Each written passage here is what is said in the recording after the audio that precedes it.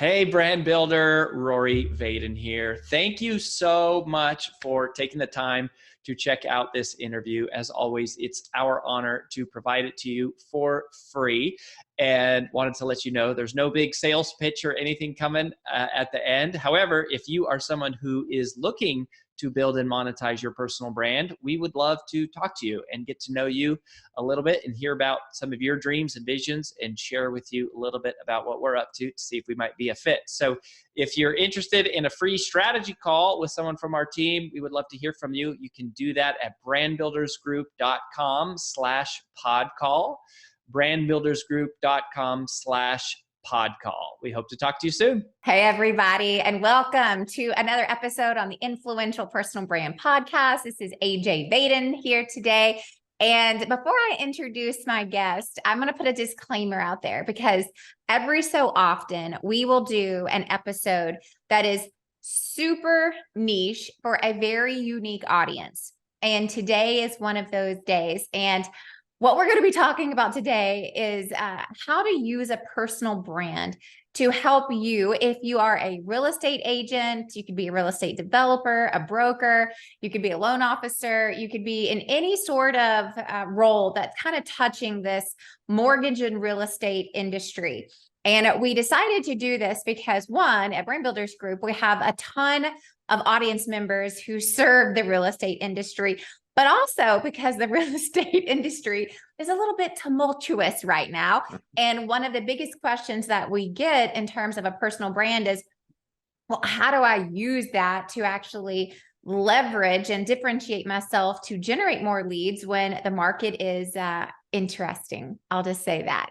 But then also, so many of people in these industries are also coming to us going, how do we diversify our income streams, where the income stream that I had that's been my main thing is kind of disappeared a little bit, or it just looks different today. And so I invited a newer friend of mine, Phil Treadwell, to be our guest on this particular show today, because I got to meet Phil because I was on his podcast.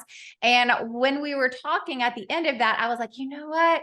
I would love to have you on to talk about these niche topics on the influential personal brand. So now let me formally introduce Phil to you guys in case you don't know him. So Phil Treadwell is a mindset coach. He's a national speaker and a fellow podcaster. He's also the founder of M1 Academy. And as I mentioned, he's host of the Mortgage Marketing Expert podcast. So if you're in the real estate industry, that is a must listen to podcast. He's also received lots of cool awards like the 40 most influential under 40. Hey, but then also top 20 mortgage professionals by Yahoo Finance. So it's always good to tout some of those credentials and why we're having you on the show today. So Phil, welcome. So glad you're here. Well, thank you so much. That was an incredible intro. I'm excited to have another conversation. We covered a lot of cool topics on my podcast, and it's going to be fun to do it again. Yes. Well, I'm so excited. And I also love getting to do these super niche podcasts that serve a really, specific part of our audience. And so let's just jump right in. So here's the big question, right? It's like, real estate's kind of crazy right now. It's up, down, all around. Interest rates are real high and making a lot of people not want to buy, which means a lot of people in the mortgage industry are going, where's my clients? And so I'm just kind of curious, you're in this really cool, awesome, what I would say, even niche of like the real estate market of going, like you really got out there and branded yourself and diversified all these things that you're doing. And so can you just talk about it for a second of what does it mean to have a personal brand in the real estate and mortgage world? I think that's a great question. At the end of the day, a personal brand, as you well know, needs to be about the person more so than the brand. We have some of the largest corporations on the face of the planet that are trying to personify that company. Well, mortgage and real estate, it's about the person. They work with the realtor, the loan officer, the individual person. And yet we have so many professionals in the industry that are trying to create a shtick or a logo or a brand. And we need to be continuing to emphasize it's about the person. Mm-hmm. Now, a personal brand in the context of what we want to do with it is really just differentiating yourself. from everybody else that's out there. You are the uniqueness that you need to amplify. You have a specific why you do what you do. You have a unique how you do it. And so it's a matter of showcasing that with your own personality, with your own ways that you can get those people's attention. And that's really where people are thriving, even in this market. There's opportunities in every market. I don't care whether interest rates are high and supply is low. People pay for solutions to their problems. And it's just you using your uniqueness, you as a person and your ethos as a professional to solve those problems for people. And a personal brand just gives you the opportunity to put that out at scale, put it out at a really high level for people to find you and realize that you have the solution that they need. Yeah, I love that. I remember when I started, I was part of a team of people who started our first company in 2006. What a great time to start a business in 2006. But we were so naive. We didn't know, we didn't know what a good market was. We definitely didn't know what a recession was. And I remember someone telling me in those first couple of years of starting our first company, and they said that during the Great Depression in the 20s, that more millionaires were formed during that 10-year period than any other 10-year period in U.S. history. And that's because it's all about how you view it, right? There's opportunities in every market, just like you said. It's just going to be like, who's the one who perseveres, gets creative, stays persistent, and does something a little different. So what would you say are some of the things for, the real estate professional, the, mortgage expert? What would you say, what are some of the things that you're seeing out there that really lends itself to working right now when it comes to building your personal brand? Yeah, great question. Most mortgage and real estate professionals, when they know that they need to be on social media, they know they need to be creating content, they start putting out educational content, which in and of itself is a great idea. However, we have to realize that when people get on social media, they're typically on social for a reason. In Texas, I talk about the godforsaken DMV. Now, that's not what's on the sign, but everybody that's been here knows you wait in line for hours. It's just a terrible experience. Well, when people are in that experience, or you're in the waiting room in a doctor's office, or in line to pick up the kids, or whatever it is, and you open up Instagram or Facebook, no one's saying, man, I hope a loan officer gives me the definition of amortization, right? That's not what they're looking for. Man, I hope a realtor shows me that they just put a house under contract.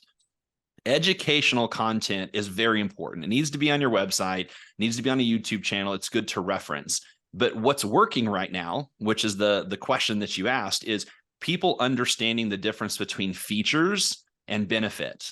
We have a tendency to want to list off all the features and programs that we offer, or all the things that we can do, but we don't take the time to take it one step further and show how it benefits them.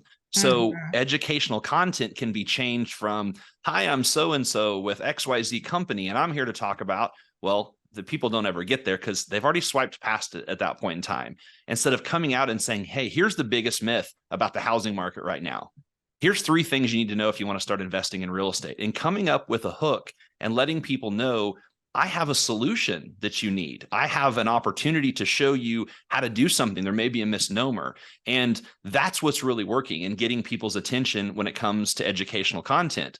But I think the other thing where people are grasping and really gaining a lot of ground in this market is realizing that social media is also about social proof. And what I mean by social proof is if 5 years ago I said, you need to use AJ, she's an awesome loan officer, she's going to have an incredible process, she's going to take care of you, if she says she can get it done, she can.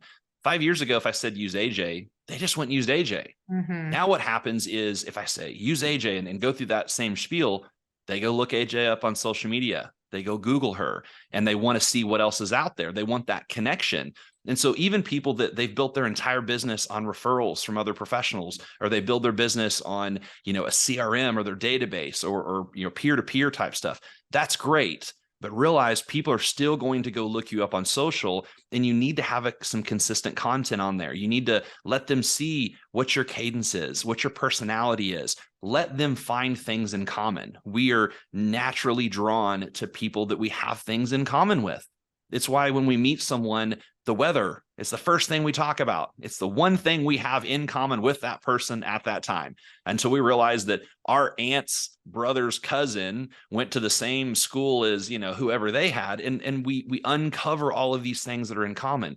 Social media is the perfect opportunity as you build your personal brand to find these quirky little things that are about you, that you like to do for hobbies, that you notice about the world, and share those with people so they can make that connection and solidify that referral that you worked so hard to get in the first place. Oh my gosh. Like, we're going to have to go off on a tangent because there are so many things that you just said that if you're just listening and you weren't really listening, you probably just let that slip by, and I cannot let that happen. So let's talk about this for a second, because these are really, really good, because everyone talks about social media. Some people talk about how much they hate it and how they can't stand it. Other people don't talk about it because they're too busy on it. And then there's a whole group of people who are I would say the educators of social media, who are constantly trying to teach people how to use it. Right. And it's just like this funny combination of how this really works. But at the end of the day, social media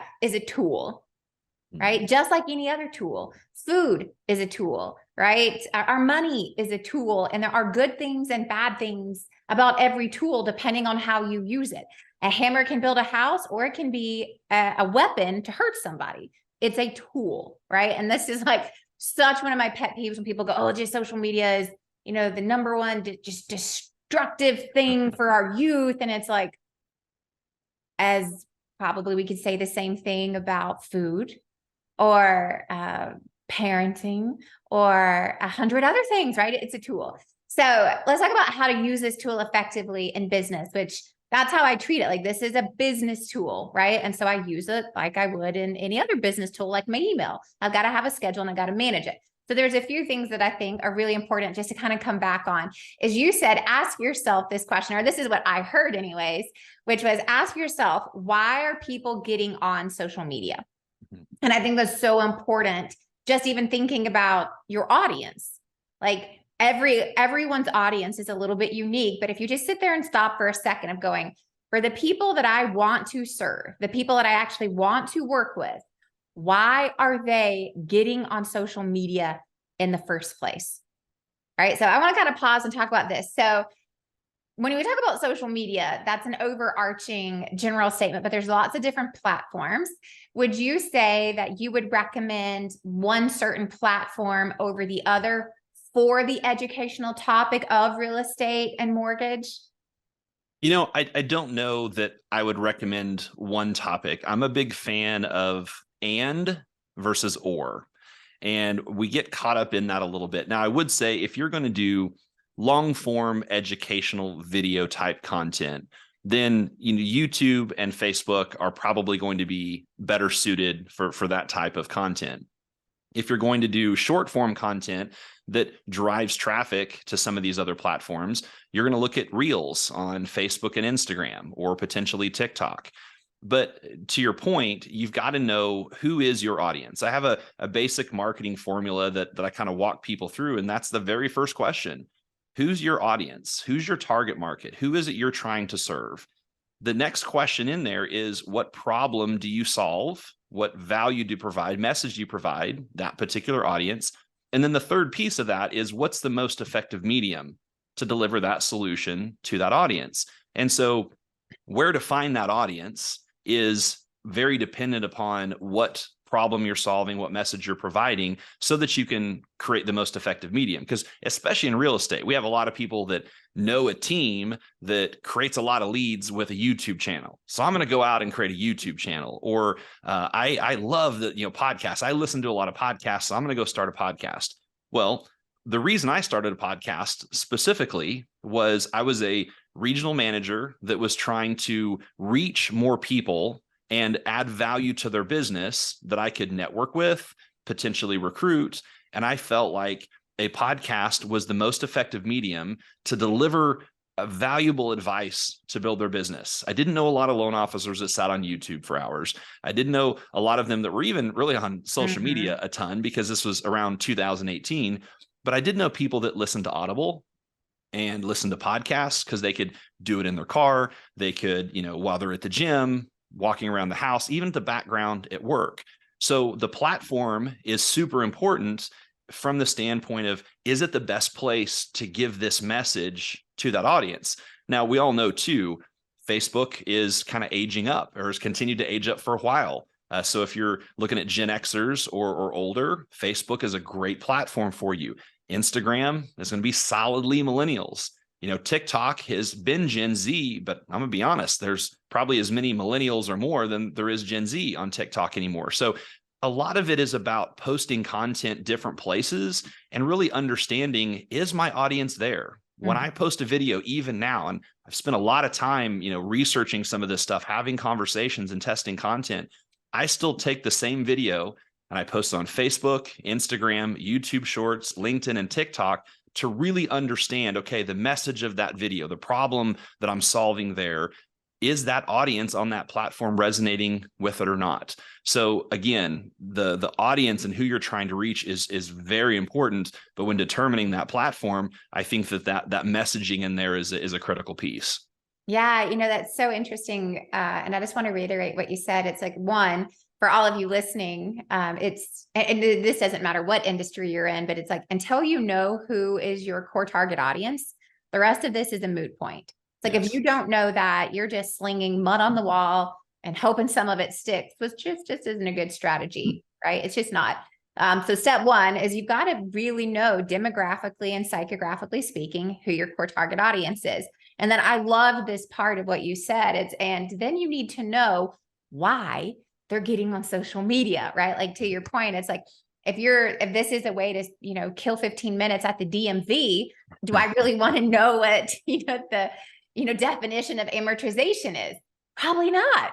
Or it's like, I want something that's quick, light, probably more inspirational or entertaining in that moment. But if I was going to sit down and go, hey, now I'm trying to learn something, would I go to Instagram or would I go somewhere else, right? If I really wanted to have an in-depth conversation about what's happening with interest rates in the mortgage world, I probably am not going to Instagram in general for me, right? And that might be different from your audience, but those are the questions that you've got to be asking. And I think that's so good. It's just sitting there going, why would my audience get on this platform in the first place? And am I appealing to that? Or am I automatically going, no, I don't, that's not what I'm getting on here for. I don't want this. That's because exactly all right. the work and effort you're doing feels like it's not working because you're just doing it wrong. Yeah. And you bring up a great point around what they're getting on there for, because it goes back to this conversation in business about solving someone's problem. In those environments where people are trying to escape and they want to be entertained or inspired, you need to solve that problem. They're going to pay you in time and they're going to give you their attention for that solution. So your content does need to be entertaining. And I will say, when it comes to a well-rounded personal brand, I believe the majority, over half of your content needs to the majority of your content needs to be about who you are, not just what you do. Mm-hmm. And that's really what people like, right? Facebook stalking is a term for a reason. Chelsea Pite's a good friend of mine, a great real estate social media marketer and coach, says there's magic in the mundane. Mm-hmm. The things that we don't think are interesting, that we don't really care about, that's actually the stuff that's gold. There's a couple of quick examples. I have an all-black German Shepherd, and we have a bunch of trails in the neighborhood around our house. And every time I post a video or a picture of me walking my dog, I get a ton of people that send DMs or comment on it or whatever. And the other one is, years ago, I took a picture of a wing, just a wing pic out the window, and put airport code to airport code. And so many people message, where are you going? What are you doing? And I continued to do that to now where part of my quote personal brand is wing pics. And so on my Instagram, there's a highlight of just dozens and dozens of wing pics from whenever I've traveled for different things. And as I've started to share that story with people, I now get 5 to 10 people a week that take a wing pic and tag me in it. And it's become part of this relatability that you have with people. I think it's important, as you're thinking about this question that you're posing, why are people getting on social media? I think it's to relate to people. And so the content needs to be relevant. If you're working with first-time home buyers, you're typically going to be steering towards a younger demographic in most cases. So what type of content do they want to see so that they can see some of your mortgage content, but showcasing the other stuff first? And I'm not saying you need to do trendy dances on TikTok. You're not going to see me doing any of that. At the same time, they may really like inspirational videos. They may like gratitude stories. There's a lot of things that are going to draw them in and keep them in your ecosystem, keep them as a follower and a connection, that they stick around long enough to see the mortgage content, right? Marketing is about getting someone's attention. And I think we just need to keep that in mind. Yeah. And I love what you said too, earlier. It's at the end of the day. And I think this is like the second thing that I wrote down, a really good reminder to everyone. It's like a personal referral isn't even enough anymore. It's like you said 5 years ago, you said, hey, use AJ. And it's like, great, I'll use AJ. But now it's like, well, let me learn about AJ, right? Yes. And that's because the ease of doing so is like, what does AJ have to say? And what do I align with her? Because I could easily go to my other 3 friends and get 3 more personal referrals, right? And I think there's a lot of that too. And so I wanted to talk about that a little bit as well, of, this idea of you've got to have some sort of digital presence today with a business mindset, right? And it's like, I clearly, I believe in this, and anyone listening knows I believe in this. Is my business. But it's like, it's really true. It's like, people are going to go to Google and type in AJ Vaden, and it's like, what pops up or what doesn't pop up? And it's like, if I go, I don't care who you recommended me to, because I do this all the time. I'm like, I need a new dentist. I need a new hairstylist. I need a new, if there's no website, there's no chance I'm using you. I don't care how much you tell me you're awesome, right? If I can't find Google reviews or some sort of social proof, I'm out. Because I'm just like, who did you refer me to? Like, don't even have a website. There's no reviews. There's no social media. And so I would just love to hear your opinion on, for this unique industry, right? I'm just calling it the real estate industry, mortgage included. What's enough? Like, right? Like, what's the bare minimum, and what would be like, this is what you should have? Yeah, that's a tough question, because it obviously is subjective to each person. I get a lot of questions around how often should I post? How much is too much? What's not enough? And my answer that I give about the frequency of posting is you need to be consistent. If it's once a day, or it's once a week, or a few times a month, I don't know that there's necessarily a wrong answer, so long as you're consistent, because people will look at your profile and see, okay, you posted 3 days ago, but the last post before that was 6 months ago, and it was 3 months before that, or 2 years before that, right? People do pay attention to that. So I think it needs to be consistent more so than anything. I also think, like I've said before, there needs to be a good mix between personal and business content. I'm very much about reputation management, reviews, testimonials, things like that are very important. But you also have to be careful in that reputation space within real estate and mortgage, because there was I did a podcast with a guy named Scott Harris, who's the CEO of experience.com. It used to be Social Survey. And so Scott's I know that name. I know Scott. I was like, that sounds so familiar. Yeah. Scott's a friend of mine. He's been on the podcast several times, and he was telling a story about a guy who was a top producer and was just having a bang out year, 2020, 2021. And one of his best friends ended up buying a house, but didn't use him as his loan officer. Now, to his credit, the loan officer went to his friend and said, hey, just curious, did you felt like you couldn't use me or whatever? And the response was super interesting. The friend said, hey, I knew that my wife and I would have a ton of questions, and we really needed to understand the process better. And I noticed that you kept posting that you guys were having record months, and you were doing all these transactions and doing all this volume, and we didn't want to slow you down. And I think that that's powerful for people to realize some of these things that we put out there to boost our reputation can potentially be working against you.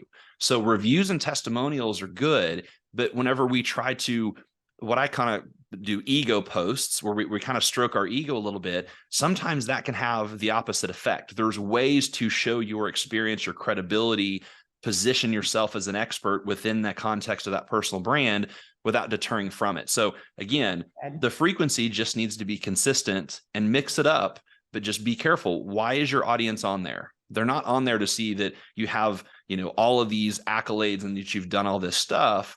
There's a time and a place for that. And a lot of times that's not on social media. Save that for your website. Yes.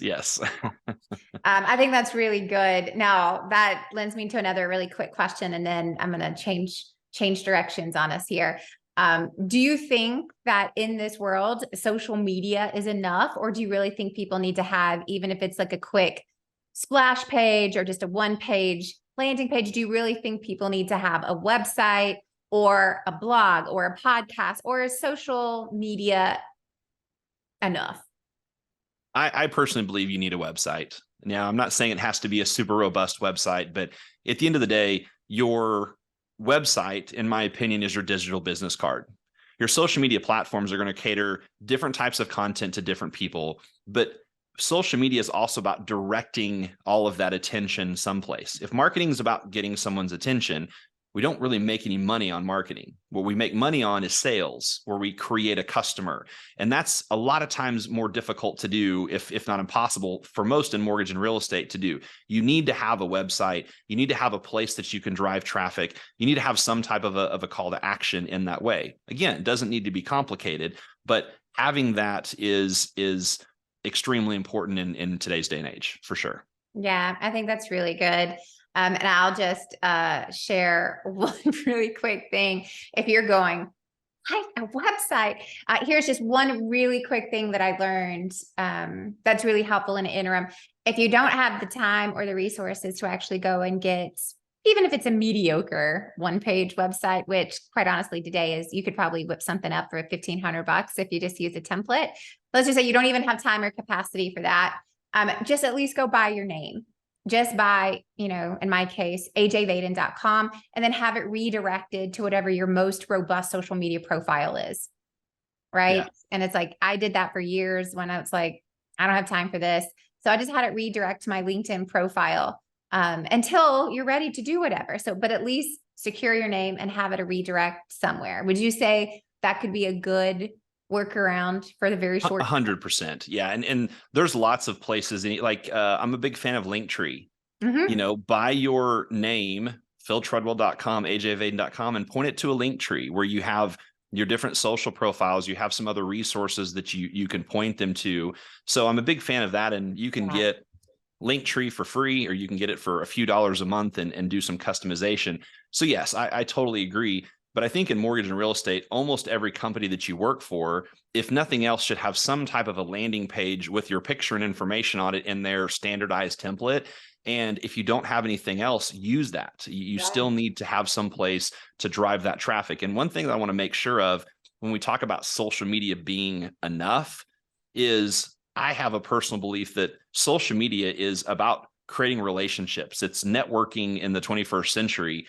You have to take the relationships offline. You can't just have conversations with people, at least in mortgage and real estate, and expect to have a long-term sustainable foundation for a business by simply just trying to interact with people online. Now, what does offline mean? It doesn't necessarily mean in person. That might be email, that might be text, that might be in the DMs, but it can't just be in the interaction on the social media profiles, because you've got to, at some point, create relationship. And most of my close professional and personal relationships started on social media, started online, but where you really gain traction and get through that process, which is why we create a personal brand, is to meet people, create that attention. But relationships are typically done offline, or at least in a mechanism that's person to person and not just out there in the social media ecosystem. Yeah, I love that. I think that's so important. And again, if you didn't catch that, it's like social media is networking in the 21st century, but at some point you got to take it off of comments and likes, and you got to have some sort of other engagement. Otherwise, it's not going to go much further than that. So I love that. It's such a great reminder of, again, it's a tool to get you to a place, but then you've got to transfer and use another set of skills in that case. Right. Yes. Now on this topic of, using social media and other things, both online and offline, one of the other things that we have heard a ton from our audience who happens to be in this, real estate affiliated industry in some sort, there's lots of things we could talk about there, is going, how do I diversify my income and revenue when I'm going, okay, maybe I'm seeing a little bit of the sign of like, I don't and shouldn't, or I don't want to have all my eggs in one basket. So what would you say? What have you seen out there, or even for yourself, or some ways that you can still be a loan officer, a real estate professional, but also start to expand a little bit by utilizing your personal brand, utilizing a platform that you've been building to, get some diversified income streams? It's a good question. I've not actually been asked this question before, and I've done hundreds of episodes of my podcast and been on a lot of others, into the hundreds as well. So I love this question. And I think my first instinctive, answer is, let's go ahead and take some of our own advice. Meaning, if we're teaching people how to build wealth with real estate, a great way is to invest in real estate yourself. You're going to create that much more credibility by saying, hey, I actually own a couple of rental properties, or I have some Airbnbs or VRBOs, and now I can show you in a different way how to utilize these things as well. I mean, there's even here in DFW, some top loan officers that make more money, passive income, through their real estate portfolio and things that they've built on the side than they even make, especially now, in their mortgage business. So that's the first thing that I would think of. The second thing I would think of is, as you're building a personal brand and creating a following, there's lots of ways that you can, quote, monetize that. And I almost hate that phrase, because as having a podcast for 5 years, one of the first questions people asked for so long is, well, how do you make money with that? How do you monetize that? I used it to build the brand, and it created awareness, and it created opportunities, to get a different position, get a better job, to, create more of what I was doing. I monetized it with my position.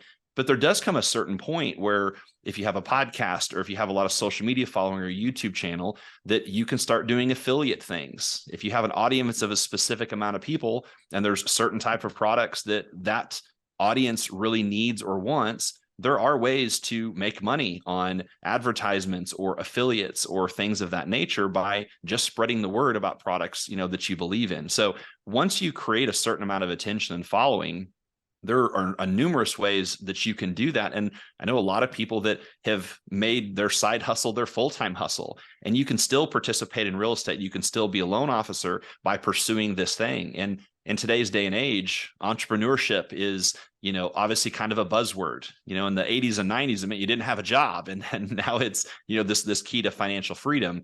But for most of us, it's about really staying consistent and persistent over time. And as those things build up, it opens up so many opportunities. So the answer for those that haven't built a brand yet is, you need to spend a lot of time doing that, and you'll find all kinds of ways to monetize it. And whether you have a personal brand or not, you can invest in real estate and start doing the things that you're teaching people to do already.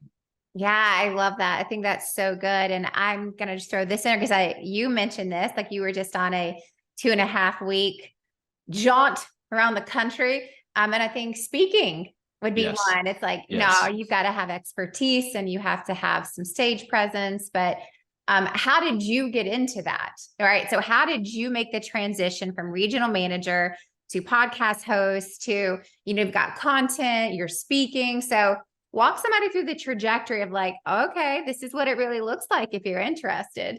Yeah, it was a happy accident. I started the podcast to build my region, and all kinds of cool things happened because of that. I was able to speak on some panels at industry level conferences that you're not necessarily getting paid for. They may cover your ticket to the event, but then you start networking with a lot of people. And I think there's a ton of mortgage and real estate professionals right now, regardless of how big your business is, that has a specific area of expertise that you can reach out to industry events and say, hey, I have a proficiency for this. I'd like to know, is there anywhere in your event where that makes sense for me to be a panelist, or for me to have a little short spot where I can just kind of share this thing and have it very defined. And then from there, as you start meeting other speakers and you start continuing with your craft, I've never been to an event where they've reached out to me to speak that they haven't said, hey, who else do you know that might be a fit for this event? So networking with people and clearly defining at each step of the way, here's what I talk about. Here's what I like to do. Here's where I've gotten good responses. And so that's really what happened for me in short is I created the podcast. It opened up opportunities on an industry level.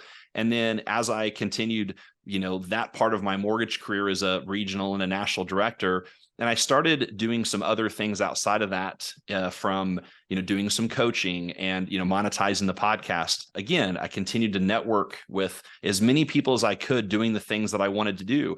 I took a few workshops on showing up better in communication and speaking, to where all of a sudden someone reached out and said, hey, we want you to, fly to this place and speak. We're going to cover your travel and your ticket. We can't really pay you anything.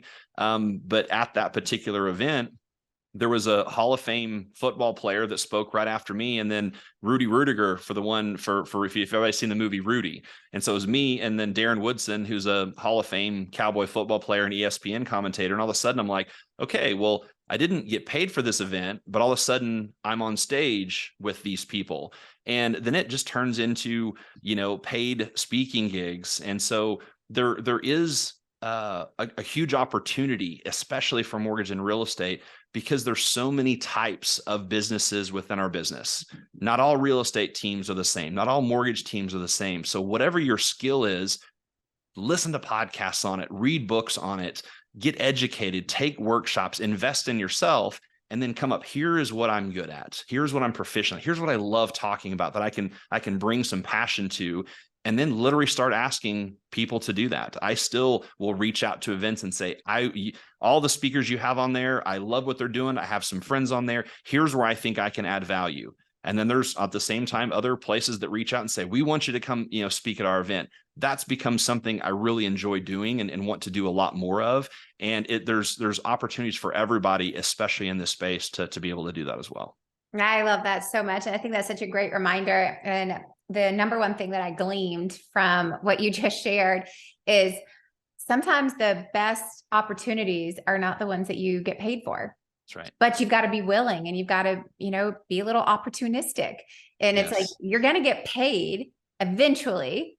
You just may not get paid in that moment. And I know so many people who are turning things down because it didn't offer to pay. And I'm like, well, have you ever been paid before? No. Well, it's like, then say yes. Right. And I think, in context, I probably did, I don't want to exaggerate, but probably close to 300 presentations before I ever got paid for one. Yeah. My whole business was going out and doing free presentations in hopes that at the end, you would let me talk about buying a ticket to one of our big events. Right. So I did hundreds upon them before I ever actually took money to go do one. Yes. And that is such a great reminder of like, man, the gift is in the practice. It's in honing the skill. It's in the networking. It's with who you meet. It's like, that's the gift. Like, that's how you get paid until one day you get paid even more. Yes. So there's two quick things that I want to put an exclamation point on that. The first one was this last 2.5 weeks, I spoke 8 times in 5 different cities. And as I came back and was kind of debriefing with my coach and my mentor, a guy who's done TED Talks and has a very high speaking fee and really coaches me on this side of my business. And he was just asking me to kind of give my impression on it. And the first thing that came to mind is almost exactly what you just said. There were things that I learned throughout each of these hour-long, on stage, me talking to an audience, speaking events. There's things that I learned that I could only have learned by doing that thing. And we need to remember that you can't dial in something. You can't get better at something. You can't fix something that you're not actively doing. You have to do the reps. You have to take action. Action is the most important piece of this entire thing. And I don't want that to fall flat with people. And the other part of that is what you said as well. Go out and do it. How many times are we doing presentations to clients or as loan officers presenting to realtors? If your realtor's presenting to, home buyer workshops or whatever, find those things in there that you're good at. Start talking about those things over and over and build up those reps, because later on, that's exactly what people are going to pay you a lot of money to do, because you spent the time flexing that muscle. So good. And such a good reminder to to all of us. And I probably could come up with like 5 more questions that I'm like, I know everyone is going to want to hear. However, we're out of time. And so if you really want to learn more about what's happening in the industry and how to build your personal brand, to grow your business, diversify your income streams, then I would encourage you to go check Phil out at his website. You can go to philtreadwell.com. I will spell that out in the show notes, but it's philtreadwell.com. You can also go follow him on all the social media sites, which is everything is at Phil Treadwell. So Instagram, do you have a social media platform of choice that you want people to go to? I mean, Instagram's probably where I'm most active, but I'm active on all the socials. If you DM me on one of the social media platforms, I'll get it and I'll respond. Awesome. Phil, thank you so much for being here. So many good nuggets, so many good tips. And y'all, so much of this transcends the real estate industry. This is just good business advice, but I think for this unique opportunity to serve the real estate and mortgage professionals in our audience, this one's for you. Stick around for my summary episode next, and we'll catch you next time on The Influential Personal Brand.